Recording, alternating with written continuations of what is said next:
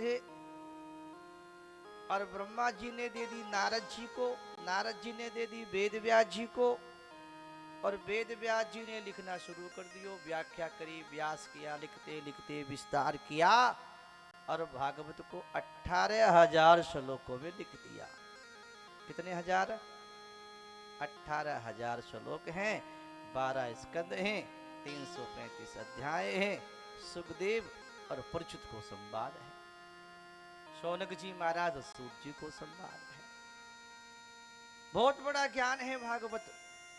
समझे तो माने तो समझो गहराई से भागवत को, तो और कुछ पढ़ने की जरूरत नहीं पड़ेगी, केवल भागवत से कल्याण हो जाएगा। लेकिन एक बात बताई थी कि भागवत सुनने की भी महिमा है, भागवत को घर में रख के पढ़ने की भी महिमा है, भागवत को रखने की भी महिमा है, भागवत को प्रणाम करने की भी महिमा है। थोड़ी सी कमर सीधी कर लो तो मैं महिमा बता दूं, थोड़ी करियो ज्यादा नहीं करिए, सारे कमर में झटको ना आ जाए, आराम से कहते हैं कि जो व्यक्ति आदमी अपने घर में भागवत का पाठ करता है। अच्छा पहली बात तो ये बताओ किस किस के घर में भागवत भगवान है? बोलो ये भागवत है? थारे को नहीं के? क्यों थारे कुरान है के? ते हिंदू को नहीं के? गीता है, रामायण है, भागवत आज ले लेना, आज ले नहीं तो कल ले लियो, पैसे नहीं होंगे आपकी जेब में, कल लेके आ जाइए। लेकिन एक हिंदू होकर के 3 ग्रंथ तो रखना जरूरी है अपने घर में, 3 ग्रंथ, एक गीता, एक रामायण और एक भागवत। जिसके घर में भागवत नहीं वो कैसा हिंदू? हिंदू वही जिसके घर में भागवत हो। कहते हैं कि जो लोग भागवत का पाठ करते हैं, एक एक अक्षर के उच्चारण करने पर कपिला गोदान करने का पुण्य प्राप्त हो जाता है। और कहते हैं जो भागवत को अपने घर में रखते हैं, आधा श्लोक, चौथाई श्लोक भी, एक श्लोक भी पढ़ लेते हैं, हजारों गोदान करने का पुण्य प्राप्त हो जाए, 18 पुराण पढ़ने का पुण्य प्राप्त हो जाए। कई माता तो ये कहती है महाराज जी हमको तो पढ़ना ही नहीं आता। बोलो किने किने पढ़ना नहीं आता? तो एक उपाय और धन पढ़ना नहीं आवत उपाय है कि अपने पूजा के घर में मंदिर में भागवत रख लो और रोज उठ करके भागवत के तिलक लगाओ, तिलक लगाओ, आरती करो और प्रणाम करो।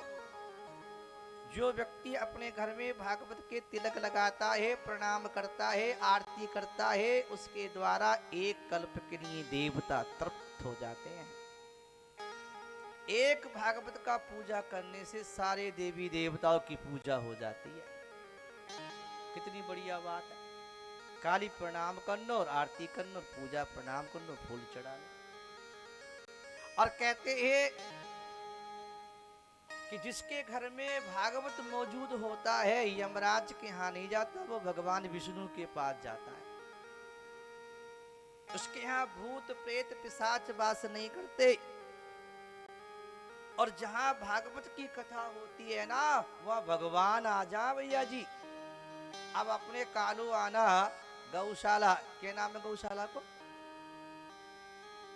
नाम क्या है? राम गोपाल गौशाला में कथा हो रही है, अठे भगवान आ गए। बोलो आ गए? कहां है?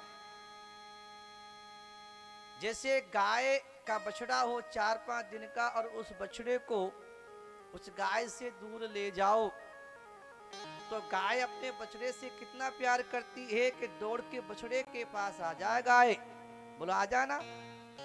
ऐसे ही जहाँ भागवत की कथा होती है, भागवत से भगवान प्यार करते हैं। जहाँ भागवत की कथा होती है ना, वहाँ भगवान आ जाते हैं। देखो भगवान तो अठे आ गए और कालू आना वाला नहीं आए। कितनी बड़ी बात है, कालू आना, भगवान तो आ गए। बोलो आ गए कि नहीं? कहाँ है? आपके हृदय में जो आनंद आ रहा है, एक उत्साह हो रहा है, एक प्रेम आ रहा है, ये प्रेम ये उत्साह ही तो भगवान है। और जब कथा होती है तो प्रेम और आनंद के रूप में भगवान आते हैं, तो ये आनंद ही भगवान है। और कहते हैं भगवान की सुंदर बात बता रहे हैं कि भगवान सबके हृदय में आ गए। बड़ी सुंदर बात कह रहे हैं कि भागवत के 5 कहते 6 अध्याय हैं महात्म्य के। पहले अध्याय के पहले श्लोक में वेद व्यास जी महाराज ने महात्म्य की कथा जब लिखी तो भगवान का स्वरूप बताया। एक बात बताओ कालू आना वालो, भगवान है कि नहीं? बोलो कौन कौन मानता है कालू आना में भगवान है? बताओ। दो डोकरी को नहीं माने बैठी है बीच में, इन्हें क्यों होगी पता नहीं। अरे बोलो भगवान है। अब मान गई, अब मान गई। अच्छा भगवान को आपने देखा है और देखा ही नहीं है तो मान कैसे लियो?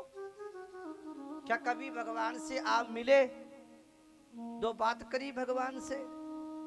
ना तो मिले, ना बात करी, ना देखा है, तो मान कैसे लिया कि भगवान है? लेकिन ये तो पक्की बात है कि भगवान है,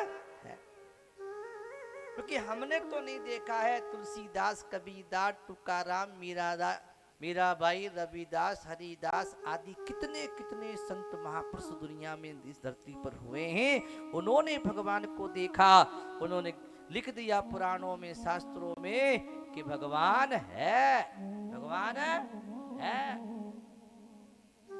अच्छा भगवान नहीं है तो फिर ये आकाश, ये धरती, ये दिशाएं, ये चंद्रमा, ये नक्षत्र, ये समुद्र, ये तारे, ये देवता, ये कितने कितने ग्रह, कितने कितने ब्रह्मांड है, दुनिया बनी है, संसार बना है, ये किसने बनाया जी?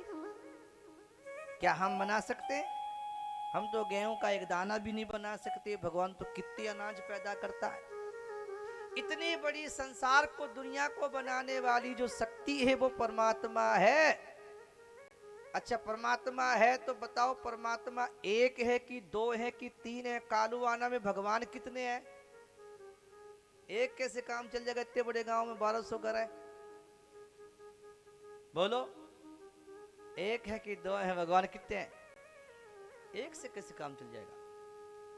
देखो एक राम जी होंगे, एक शंकर भगवान होंगे, एक कृष्ण भगवान होंगे, एक गणेश भगवान होंगे, एक दुर्गा पार्वती भगवान है। कितने हो गए?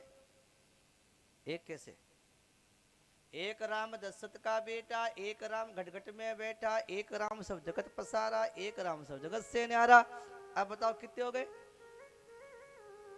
बोले को नहीं थे तो आई बोले, बोला थे भी बोल दो कभी। भगवान कितने हैं? हाँ एक। भगवान कोई 2 या 3 या 4 नहीं है, भगवान तो एक ही है। और वो एक परमात्मा निर्गुण निराकार सब व्यापक है, और वही परमात्मा राम कृष्ण के रूप में प्रकट होकर लीला भी करता है, सगुण साकार बनता है। तो उस परमात्मा के स्वरूप को बता रहे हैं वेद भागवत के महात्म्य के श्लोक में। और क्या कह रहे हैं? सुंदर भाव बता रहे भगवान का स्वरूप। सच्चिदानंद रूपाय विश्वोत्पत्त्यादि हेतवे तापत्रय विनाशाय श्री कृष्णाय वयं नमः। भगवान कैसा है कि सत्य माने जिसका नाश नहीं होता, और भगवान अविनाशी चेतन अमर है, और चित माने प्रकाश रूप है, ज्ञान देने वाला है। इधर ध्यान दीजिए। और भगवान आनंद रूप है। भगवान कैसा है? आनंद रूप। अच्छा आपसे कहें कि आपने जन्म लिया तो पुत्र बन गए, शादी हुई तो पति बन गए, बेटा हुआ तो बाप बन गए, और पोता हुआ तो बोलो बोलो दादा बन गए, सरपंच बन गए, मास्टर बन गए, डॉक्टर बन गए, किसान बन गए, व्यापारी बन गए। बन के देख लिया, संसार के सारे कुछ बन के देख लिया। आपसे कोई पूछे कि